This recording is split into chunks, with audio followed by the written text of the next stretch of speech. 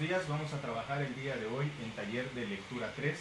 El tema que vamos a desarrollar es el de el romanticismo. Y para ello, ya ustedes deben de saber cómo es que se manejan los tiempos, es decir, los siglos respectivamente, porque vamos a mencionar, ¿verdad?, en muchas ocasiones este tipo de medida, ¿no?, del tiempo estructuralmente hablando, ¿no? Vamos a ubicarnos específicamente en el transcurso o en la transición de dos siglos, del siglo XVIII al siglo XIX, ¿vale? El romanticismo como tal, bueno, todos en algún momento hemos escuchado, por supuesto, esa palabra y por automático la relacionamos como una interacción entre dos personas, ¿verdad?, en donde uno manifiesta sus emociones y sus sentimientos propiamente dicho hacia esta persona, ¿no? Con cartas de amor, con a lo mejor poesía, ¿verdad?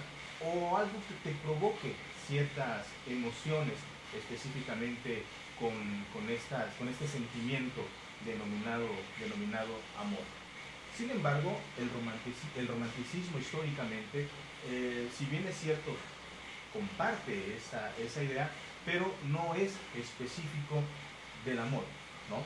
El romanticismo, que ahorita vamos a contextualizar técnicamente la época, en la época y en todos estos rubros en el cual se manejaba, no era exclusivo del amor. Vaya, ni siquiera era exclusivo de la literatura propiamente dicho. En la arquitectura, no sé, en otras manifestaciones como la danza, tal vez, o el teatro, ¿sí? En fin, incluso en rubros sociales, ¿no?, como la política, como la religión incluso, también habían ciertos aspectos románticos propiamente dichos, ¿no? Dice, el romanticismo es un vasto complejo cultural, no exclusivo de la literatura, y tuvo su pleno desarrollo en el siglo XIX. El romántico encontró renuencia en España y estos manifestantes, digámoslo así, de esa corriente, por pena o por miedo, porque hablemos específicamente de la literatura, por ejemplo, por miedo no se atrevían a escribir sus emociones, porque en esa época el clasicismo, que era la corriente que imperaba en ese entonces, pues era muy dura, era técnicamente unas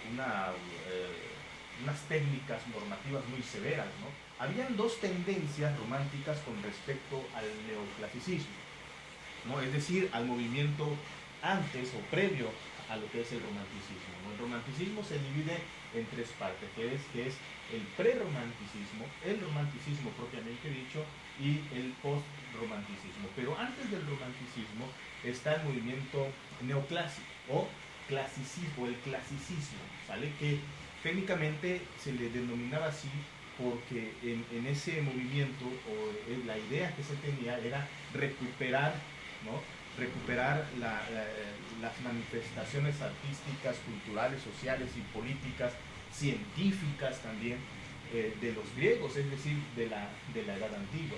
Lo retoman ya en el siglo XVIII, a principios del siglo XVIII, y durante la primera mitad del siglo XVIII, retoman esa ideología de lo clásico y la nombran neoclasicismo, ¿no? La corriente que va después sería el romanticismo, que como una especie como de regla general de este tipo de movimientos era el rechazo absoluto del movimiento inmediato anterior. Es decir, en este caso, el movimiento inmediato anterior del romanticismo es el neoclasicismo. Por lo tanto, los románticos aparentemente rechazaban absolutamente todas las ideas de este movimiento, aunque cabe señalar que en el romanticismo, bueno, más bien en el prerromanticismo, cuando se da o se empieza a dar las primeras manifestaciones de esta corriente, habían dos tendencias románticas muy específicas. La primera tendencia romántica en el cual existía era un romanticismo, vamos a poner acá, era un romanticismo conservador.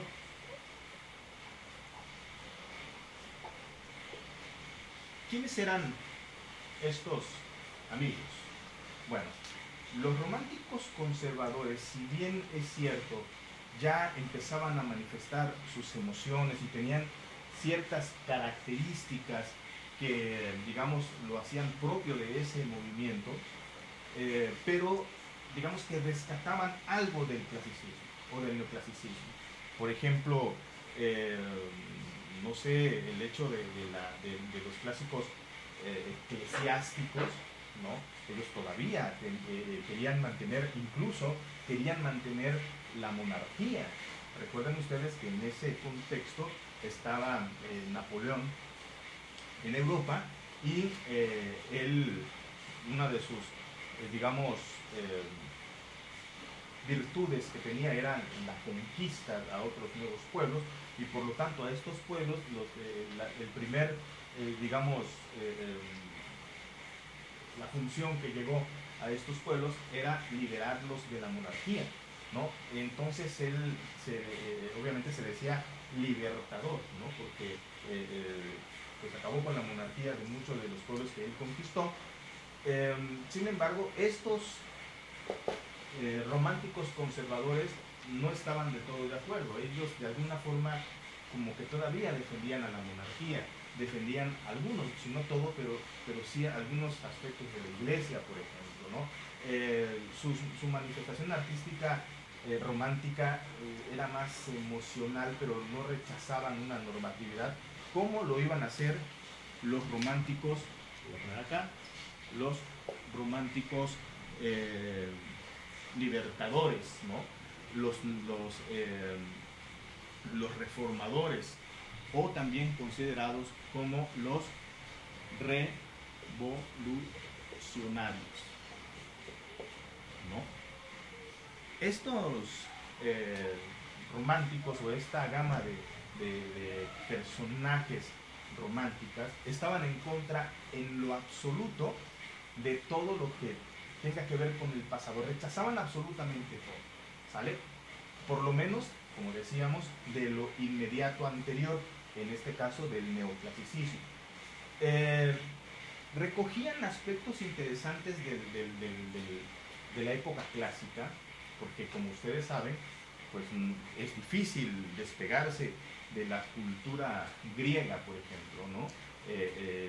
Las grandes manifestaciones artísticas de la época, pues eso no lo puedes borrar del mapa, ¿no?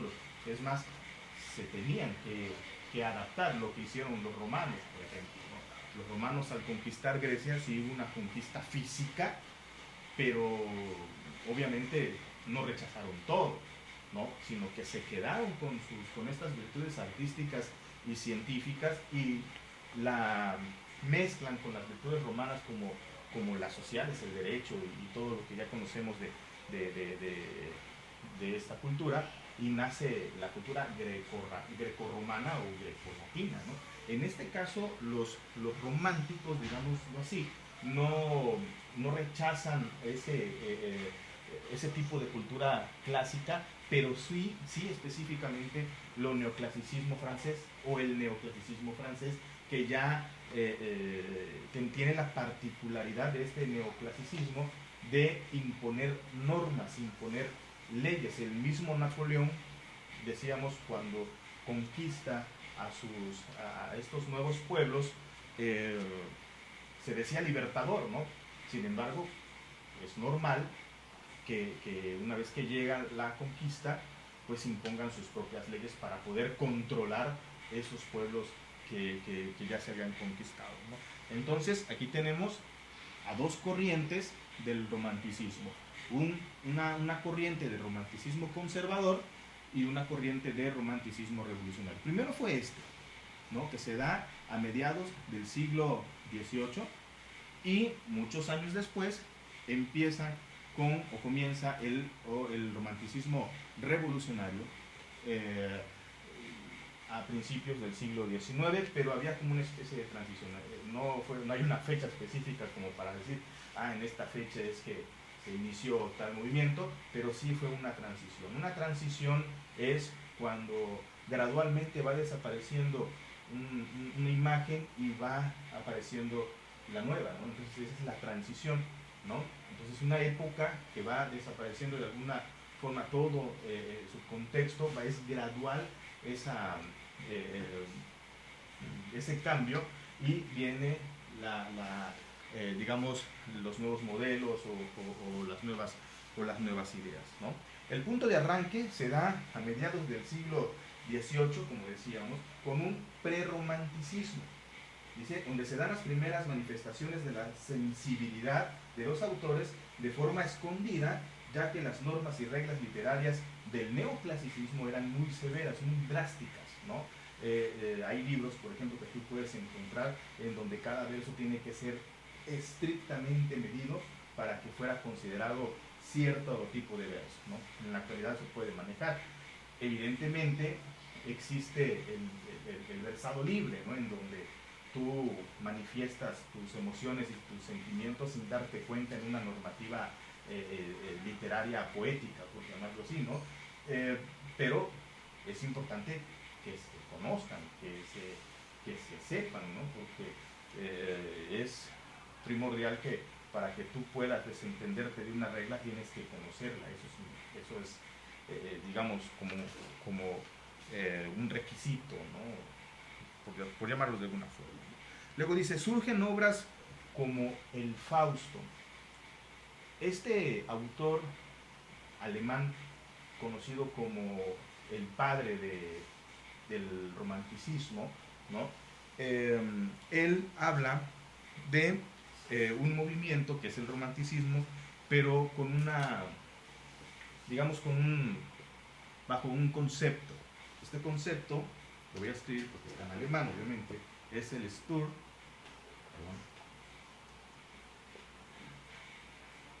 und Drang, que quiere decir tempestad y pasión.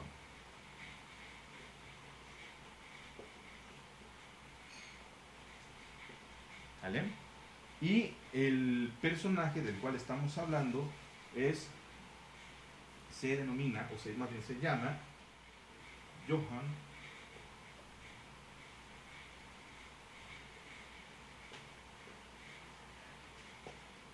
Wolfgang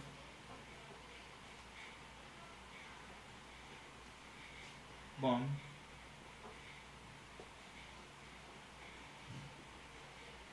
ahí está, Johann Wolfgang von Goethe.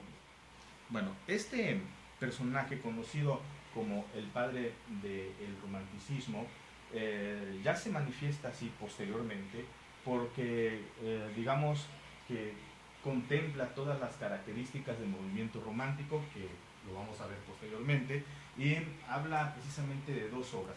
Obviamente hay muchísimos más, ¿no? Espronceda, está Zorrilla, Duque de Rivas, ¿no? Que son digamos, los que de alguna forma, Becker, Gustavo Adolfo Becker, también este gran poeta, lo vamos a ver poco a poco, ¿no?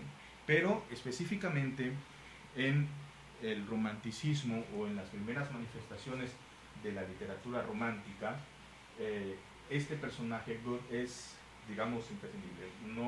No se puede cambiar, ni mucho menos, y digamos que es el parteaguas, o fue el parteaguas de este movimiento literario. Dos obras específicas, hubieron más, Víctor Hugo también, por ejemplo, estuvo, ¿no?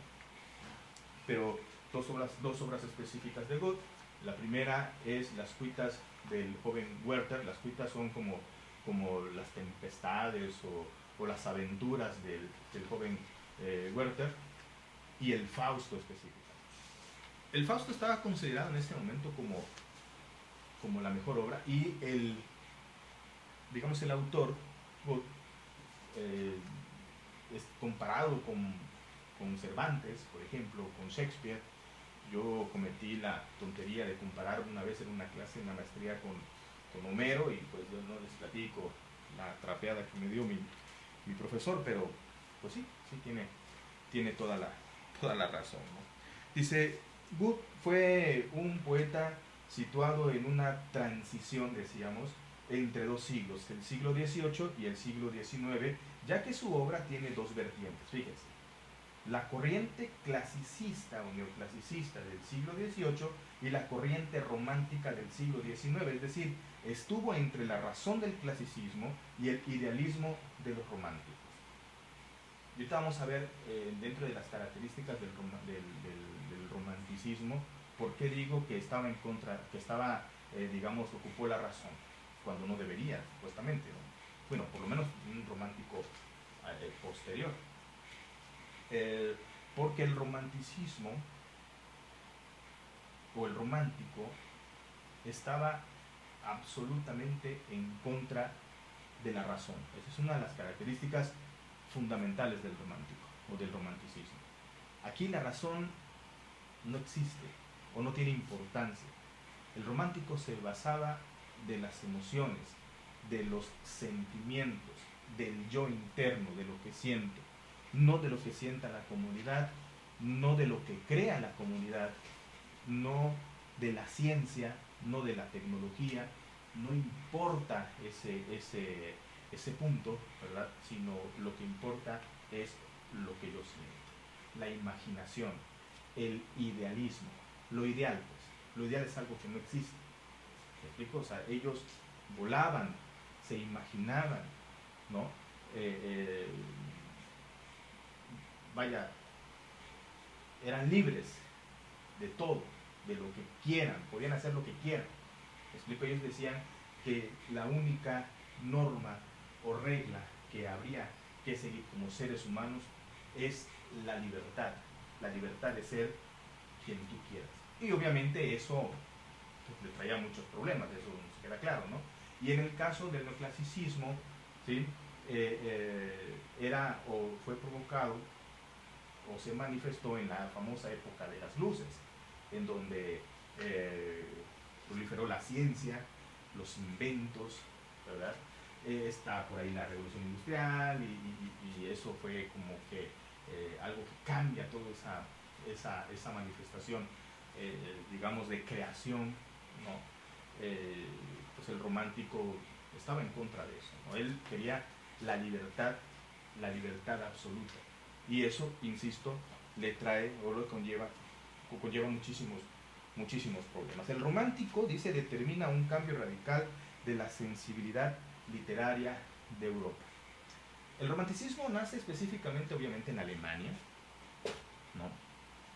Se va a Inglaterra y después a toda Europa, ¿no? En España específicamente, digamos, no, como que no los aceptan, los románticos de la época huyen o se van exilados o exiliados a Inglaterra, y después de la muerte de Fernando VII ya regresan y empieza todo el concepto del romanticismo español. ¿Y por qué hago, digamos, referencia de España cuando no fue en España? ¿En dónde surge? Bueno, porque después nosotros fuimos conquistados por los españoles y evidentemente pues la corriente llegó posterior aquí a América, y también tuvieron sus manifestaciones aquí. Termina con la época de la Ilustración, dice, en el siglo XVIII, que es el movimiento o la época, decíamos, de las luces, ¿no? Que fue un movimiento filosófico, literario, político, pero sobre todo científico, ¿no? Decíamos, la época de la creación, de los inventos de las cosas, ¿no? Y eso, decíamos, fue una característica que no le gustaba al romántico. ¿Por qué? Máquina, humano, humano, máquina. ¿Me explico? En donde ya empezaba lo que es el término del materialismo, ¿no? Del consumismo, en donde al obrero lo miraban como un engrane más de la máquina, ¿no? Sin sentimientos, sin emociones, y por eso el romántico como que le parecía que les daban una patada de ver que los obreros eran considerados como una máquina más, ¿no? Y eso nos suena muy familiar hoy en día también, ¿no? Dice, aparece el Sturm und Drang, ahí está, Sturm und Drang, es alemán, de Goethe, que quiere decir tempestad y pasión, caracterizado por el apasionamiento, por el amor al paisaje, por el entusiasmo, por la libertad y el sentimiento, además de Ulises, de una afición a las tradiciones germánicas. El término germánico son tradiciones alemanas, ¿no? Porque acuérdense que de eso, ¿no? Y el espíritu nacionalista, es otra de las características, ¿ya? Que hoy vamos a verlas una por una posteriormente, ¿sale? Dice, el romanticismo surge a partir de las circunstancias históricas, como el hecho de estar en contra del poder napoleónico en Europa, apareciendo como primer modelo un romanticismo conservador, que esto es lo que ya habíamos explicado. Dice, el liberalismo de Napoleón sufre un gran golpe, se creía liberal por hacer caer a la monarquía de la época, decíamos. Los románticos conservadores, en su mayoría parte eclesiástica, y quiere decir esto que la mayor parte de los románticos conservadores pertenecían a la iglesia, o por lo menos simpatizaban con el movimiento eclesiástico, ¿no? Ellos sí estaban en contra de Napoleón también y tenían preferencias por la monarquía, haciendo que floreciera un nacionalismo popular, que en su primer momento fue regional, digámoslo así. Dice, eso era un romántico llamado tradicionalista, conservador, o también considerado como un romántico eclesiástico, ¿vale? Por otro lado, años más tarde, surge el romanticismo revolucionario, ¿sale? O también considerado el romántico liberal o el romántico reformador también, ¿sale?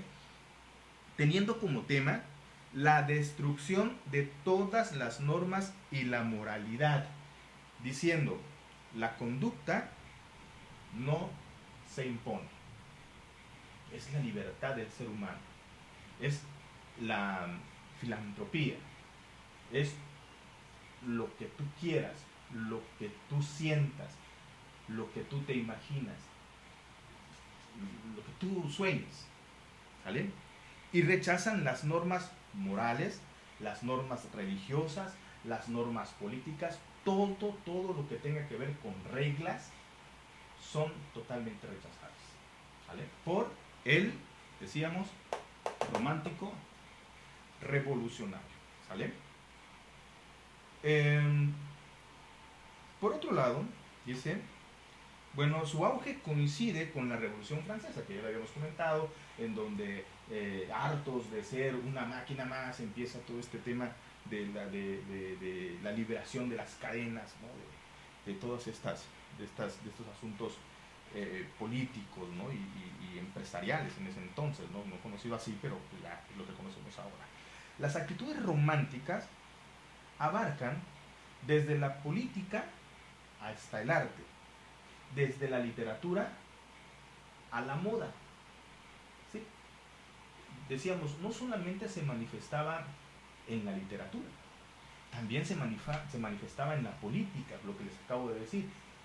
Ya empiezan a manifestarse a partir de la defensa de los derechos de los trabajadores de las fábricas, por ejemplo, ¿no? Ya empiezan a manifestarse a partir de los derechos del ser humano, de la sociedad, ¿no? O del pueblo, para tener participación en la política, o sea, una democracia, ¿no? También en la filosofía, se meten en el tema de la metafísica, ¿no? De una manera muy distinta como lo hacían los griegos, ¿no? El quién soy, qué estoy haciendo acá, qué hay después de la muerte, y todas esas preguntas que se realizaban a través de un entendimiento filosófico, el romántico como que empieza a cambiarla. No importa, lo que tú puedes ser de donde quieras, puedes nacer de quien quieras, puedes hacer lo que quieras. ¿Explico? Es decir, fíjense bien, no es que te guste lo romántico, es que eres y vives romántico. Tú no eliges ser romántico, tú naces romántico. Tú no eliges decir, bueno, de ahora en adelante elijo que la libertad es esto. No, en esa época se creía, no es que lo hayas elegido, no es algo que de repente te toque, sino que ya lo tienes, ya eres, y ya no hay nada que hacer.